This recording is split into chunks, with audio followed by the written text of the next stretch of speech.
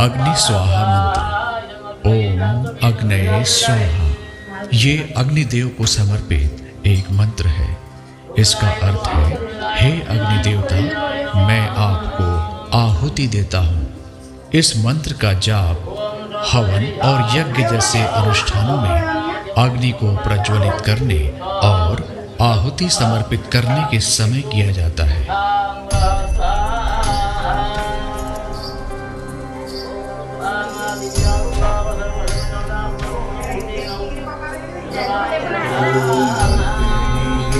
स्वाहा।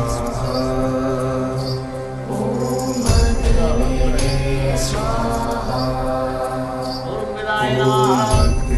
अग्नये स्वाहा।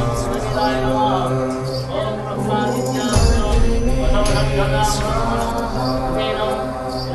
ओम अग्नये स्वाहा।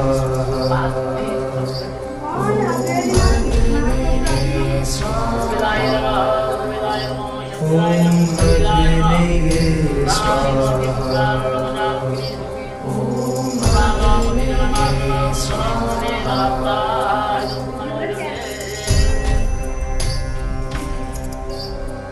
ओम अग्नये स्वाहा।